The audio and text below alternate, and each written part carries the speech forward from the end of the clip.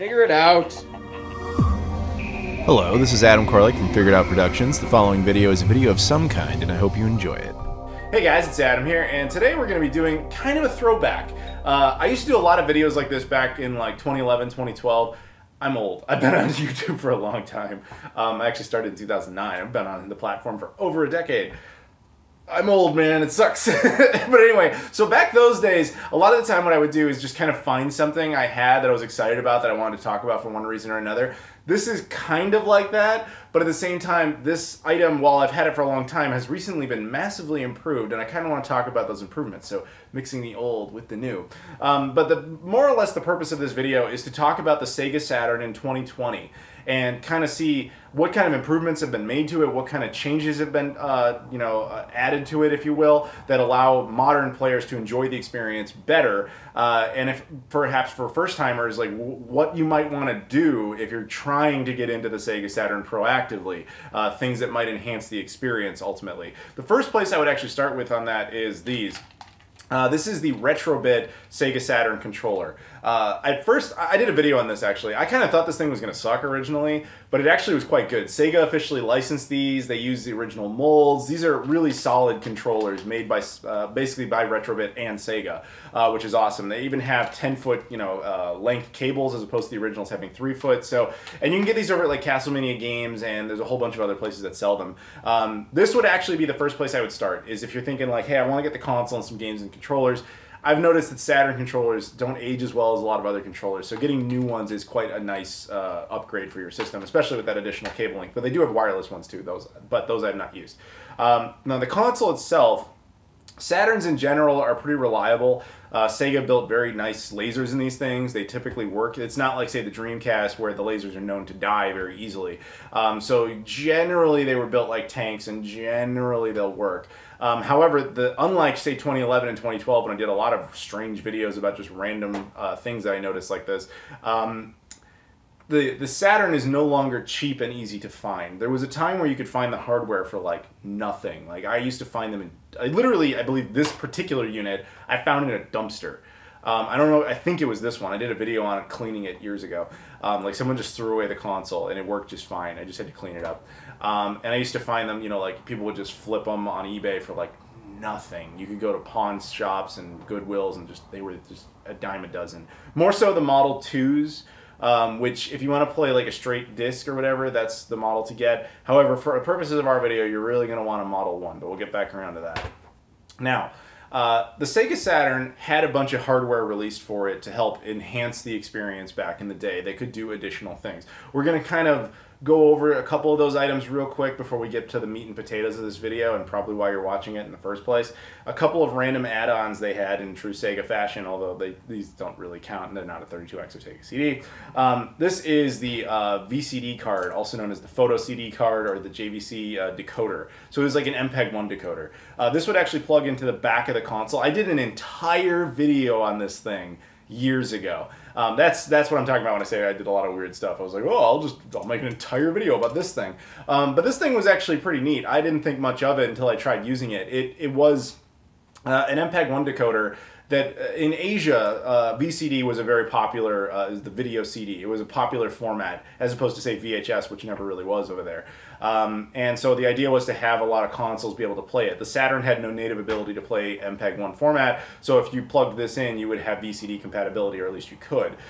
There were some games in Japan that took advantage of this additional hardware, and if you go watch that original video, I'll link it in the description, like the difference is night and day. Even people who were like, there were people in the comments on that video, I remember being like, when you talked about this, I expected it to be something that only like a super nerd with super detail could notice a minute difference, like, oh, like the color's just like a little better, you should totally get this. But no, it was like, it's ridiculous. The jump was like VHS to Blu-ray. I mean, not real high definition or anything like that, but like as far as image clarity, it was astonishing. But there's only a handful of games that ever used it, because originally it would the initial video footage would almost look like Sega CD stuff, just very pixelated garbage. And then, but the handful of games actually just like, no, if you have this card, like you're gonna get straight like film quality of the era anyway, video. And people were like, whoa, that was impressive. It's really too bad that more games didn't take advantage of this. But only Japanese ones did. But that was an option. You could have that for the handful of games that supported it. The other thing that was much more common is Sega put this cartridge slot on the back, which, sadly, originally the purpose of this cartridge slot was Genesis compatibility. That would have been nice, but they took it out and reused it as for a memory card slot. That was what it ended up being. Also, it could end up being a Game Shark port, which incidentally, never, ever get a Game Shark for a Sega Saturn. I think it was Interact that made the Game Shark. The board on the Game Shark, its pins were, the board was thicker than it should have been. So when you put it into a Saturn, it actually bends the pins. It'll still be able to read the Game Shark, but once you take it out, it won't be able to read anything else because the pins are permanently stretched unless you go back in there and like manually fix everything. So never get the Game Shark for the Sega Saturn unless you just want only to use the Game Shark forever. But other people took advantage of that cartridge slot. And what they ended up doing is this. This unassuming little cartridge has multiple functions on it. And one of them is a memory card, as the original intention was. Also, it has code functionality, just like Game Shark did. And it also had the RAM expansion. That's the other thing about the Saturn is kind of like the N64 where it had that RAM expansion, the port for the expansion pack. The Saturn had the exact same concept, it just wasn't as well utilized. You could put in a cartridge that would give you 4 megabytes of additional RAM, or at least it had the capability to do so. Now, to be honest with you, that of course that number is comically small, but only Japanese games ever used it, sadly, with one exception. The King of Fighters 95 in the PAL regions actually did use it. This RAM cart will not actually work with it. It requires its own specific proprietary RAM cart that actually came with the game. No North American game ever used it, although we got a game called Marvel Superheroes. The Japanese version of it does support it, but I believe our version does not, which is unfortunate. But for the most part, the additional RAM games were just Japanese. And if you actually have them, they're neat, because a lot of them were fighting games. They're super import friendly, like X-Men versus Street Fighter and all this stuff. A lot of games that required it. It wasn't just a bonus where you got extra stuff or you could see extra sprites or whatever. It actually was like, no, the game demands it. It's so demanding, you need this cartridge. So most of the games would include it. And it really, in those games, you can tell, like, wow, okay, something's different about this. This is playing a lot better than I'm used to the Saturn playing. It's really a shame that in North America, neither of these were ever used, because, and even in Japan, they were barely used, because I feel like the Saturn had so much potential, but as you can tell from all that, that's a lot of additional hardware. The other function of this cartridge, by the way, was import capabilities. It would allow you to make a North American Saturn capable of playing both European and PAL games, or sorry, European and Japanese games. So that's all good. Those are the basics you could do. But now, in 2020, there are various changes. This unassuming little Saturn, and not even in the best of condition, which was kind of an intentional choice, which I'll probably get back to later. This Saturn has had a lot of modifications done to it. My buddy Justin, who runs a company called Power Up Gaming, I'll put a link in the description. Please check him out. He does really quality work. I actually did a video on his HDMI modded Saturn, or N64 not too long ago. That was his. He just loaned it to me to check out. This is mine. I get to keep this. It was always mine. He just did the modification work for me. Did really quality work, and I'm super impressed with it. So even though it looks incredibly stock, a lot has been done to this.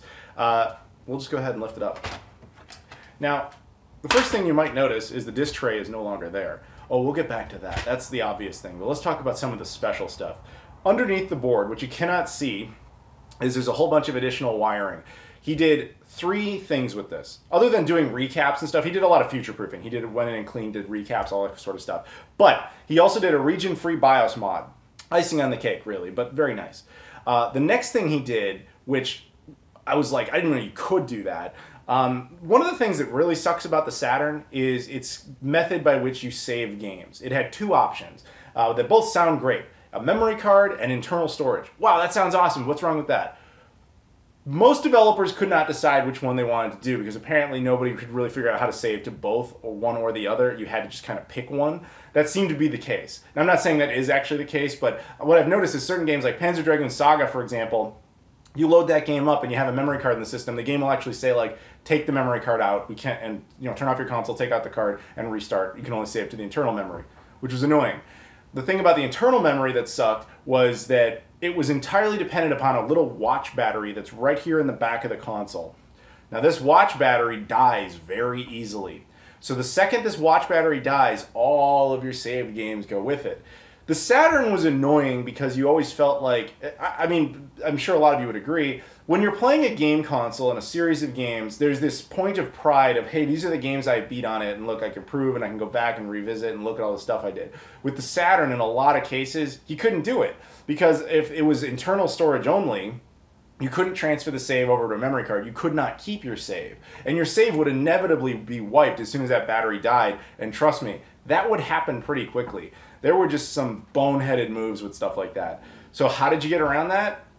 Oh, he found a way. It's called the FRAM mod. Basically, there's a new modification on this board so that your saved games and your internal storage never dies. It's awesome.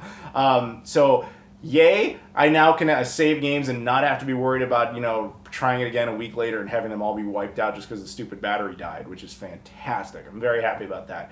That's a highly recommended modification. But now, the true core of why you're probably watching this, the Rhea.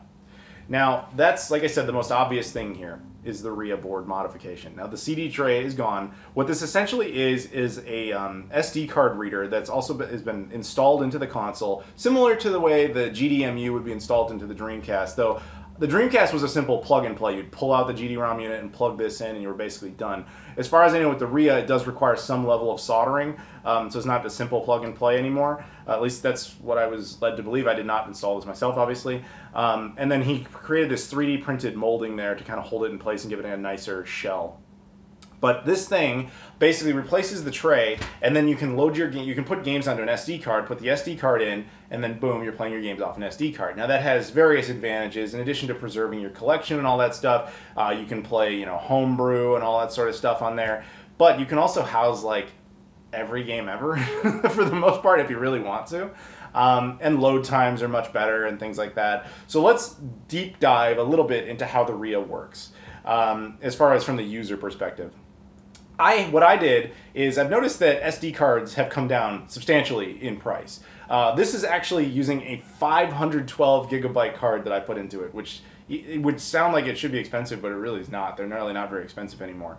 So I plugged that in there, and that is enough storage that I got every single North American title, every single European exclusive, and literally over 150 Japanese games, plus a handful of translated games like Police Knots and Dragon Force 2, all onto the card, and it's not even half full. Now, the thing is, I don't think 512 would actually be enough to get the entire Saturn collection, because North American library had like 244 games, Europe had an additional like 32 exclusives, but Japan had something like 1,400 games. So 1 terabyte card would easily be able to do the whole thing, but the reality is you're never going to want all that Japanese stuff. There's a lot of really good Japanese exclusive Sega Saturn games, but most of that stuff is like date sims and stuff. Unless you can speak Japanese and are interested in date sims, you probably would have no real interest in playing. But regardless, 512, I mean, realistically, man, that's going to get every single game you could ever conceivably want onto the Sega Saturn in one card. So for those who are curious about how to use it, there's a couple of quirks when it comes to actually generating the card. First, it has to be formatted to FAT32. When you're doing that, find a third-party software to format the card for you. Do not use like Windows's default FAT32 format, because it doesn't do it correctly. There's all sorts of software out there for that purpose. I found a good one, freeware, no problem. Formatted it just fine. Then you have to create a folder structure. This is a little tedious, so I recommend a program called SD Card Maker. It was actually designed for the Dreamcast GDMU, but it will work on this. But there's a big catch to this. What you do is you open this software, and it'll like, and you just basically tell it like, okay, I want like a ton of folders. You just press like however many folders you want, and it will just like create all of that in a sequence that you need, which is 0 to 1, or 0, 1 to 99 must be written that way, and then from 100 to 999 must be written that way, and then 1,000 to 9,999 must be written that way. However, like I said, there's less than 2,000 games entirely, so you would never need to go beyond that point, but that's how the structure is. You can't do like 0, 0, 0, 1. You have to do 0, 1 to 99, 100 to 900. You get it. That's how it has to be done. So that program will create that folder structure for you. I recommend creating that folder structure before ever doing anything on it. And creating way more folders than you're ever going to need. Because there's no downside to creating the extra folders. I learned that the hard way. I created something like 500 folders with it. And then I was reaching a point where I was like, oh, it looks like I'm actually going to need like 520. And I didn't want to sit there and manually make a bunch of folders. So I decided, oh, I'll run this back into the program and have it generate more folders. And it wiped out my entire card without warning me that it was going to do that. So that was... I screamed a lot, but whatever. Ultimately, I mean, all the games were backed up on a different place. I just had to redo a whole ton of work. It was very tedious. So that was annoying, but once that's all done, it looks really good. It runs well. The other cool thing about it is folder 01 has to use a very specific piece of software called RMenu, which is short for Rhea menu. Rhea, by the way, fun fact, where it gets its name is that is an actual moon of the planet Saturn. So there's some consistency. Anyway, so you have to run this software called RMenu, and you can download that. I think the current version of it is 0.2, and I think it hasn't been updated for a couple of years, so it's probably never going to be updated again, but it seems to do the job just fine. You put that in folder number 1, and then you run that. It's just a simple executable, and that will look at your entire folder structure and say, like, okay, here's everything you've got. Here's what they're all named. Do you want those names, or do you want to change it? You can change the names by hitting yes, and then type out the different names, or keep it the way it is by default. It doesn't really matter, it's up to you. Once you do that, either way, it will generate a tiny little ISO in folder number 1. That ISO is incredibly important because that has to be in folder 1 because that's when the Saturn turns on. That's the first thing it sees is that ISO, and it runs that. It's basically running what it thinks is a game, and that game is just software to load other games. Make sense? So what's cool, though, is when I was doing this, I decided to do it in my own method of organization. I decided that I wanted to put, from 02 onward, I wanted to put every single North American game in alphabetical order. And then after I was done with the North American set, I wanted to do all the PAL exclusives in alphabetical order. And then from there, whatever Japanese stuff I had access to, from there to the end in alphabetical order. And I was like, okay, that's my method of organization. But the thing is, when you turn it on, even though like if you run the Rhea software in your computer, it'll do the sequence you gave. But when you actually run the game, when you actually run the console, it'll automatically alphabetize everything, which is awesome actually, because if you were in a situation where you're like, okay, I have 10 folders of these games that I want and I'm done, and then later you come in, you're like, oh, I want to add another 10 games. I don't want to have to like reorganize everything alphabetically because you don't want to look at a menu on the television and have it just be all out of order and you can't find anything. You don't have to worry about that. You can just put the next game in, next game in, next game in, next game in, and regardless of where they fit on the alphabet, the Saturn will clean it up for you when you actually go to play it, which is nice. I like that a lot. Load times on it were really good. Compatibility wasn't much of an issue. There were only a couple of games where the Saturn didn't seem to know what it was. And it'll warn you about that when you run the Rhea software. If you have a broken ISO of any kind, it will tell you when you run the naming program. It'll go down and give you some sort of default name for every single game. Like I said, it's up to you what you call it. But if it says not a Saturn disc, that means the ISO is in some way broken and you have to fix that. That's all. I'm gonna leave it at that. But the one thing that I really dislike about the Rhea is the tedious nature in which it takes to get it set up.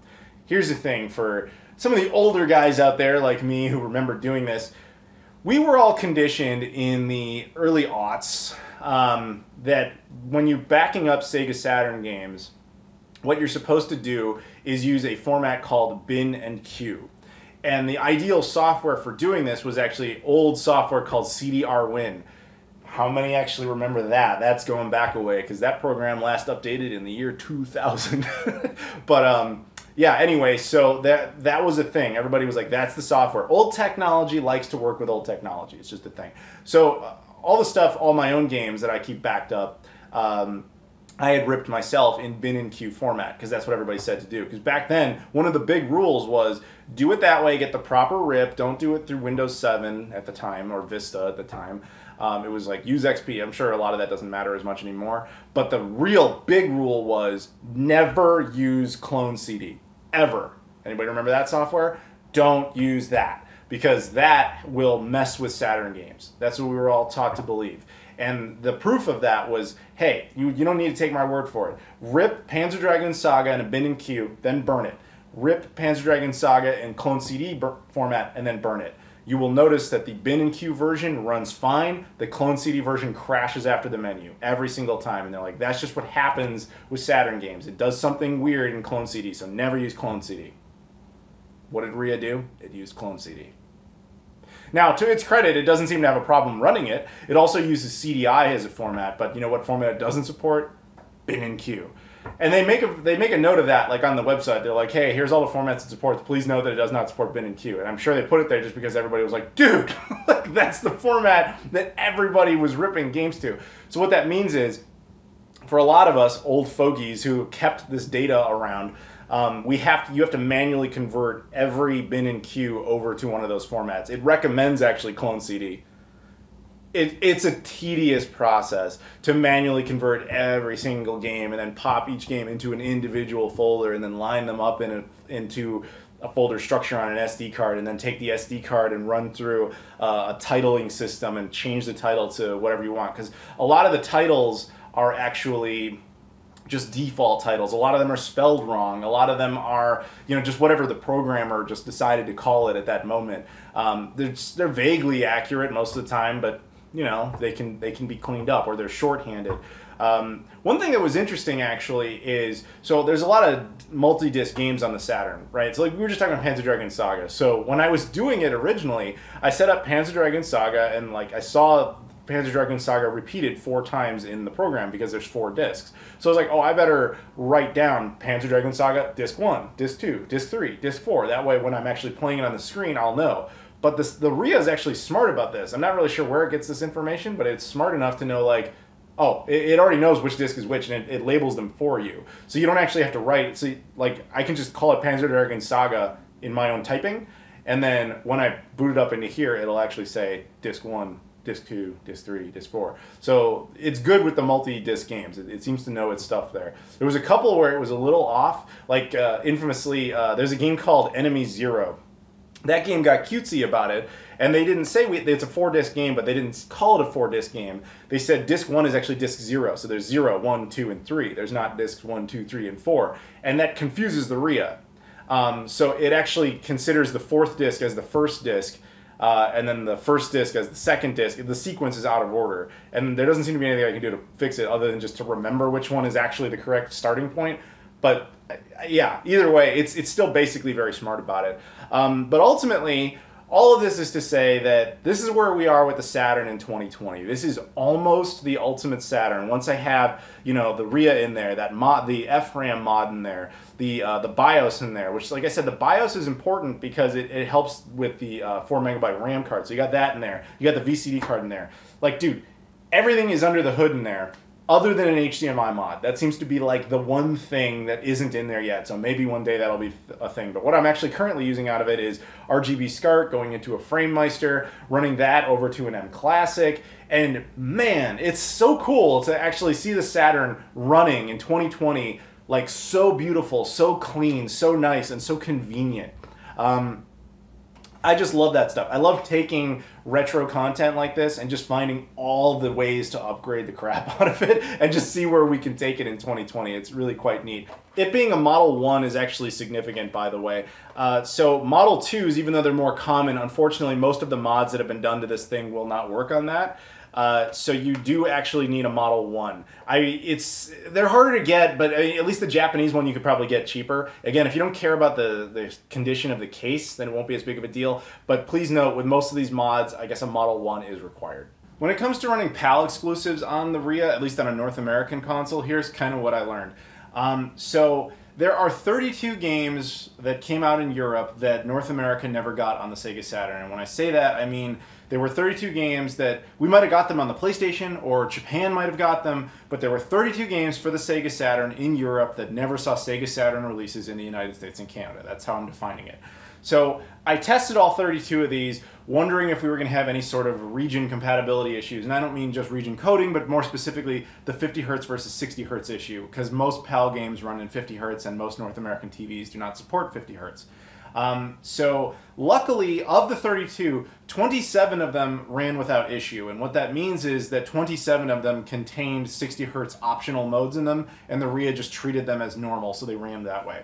So the other 5 had, well, of the 5, there were 4 that had one particular issue. There's a game called Trash It. There's a game called Street Racer. There's a game called Formula Carts. And unfortunately, there's a game called Deep Fear. Now, of those games, they all had the same basic issue, which was that the screen was slightly off-centered, and the part of the bottom of the screen was cut off. This does not render the games unplayable, it's just kind of annoying. That was more so an issue with Trash It, Street Racer, and Formula Carts, whereas Deep Fear's issue was a little more unique.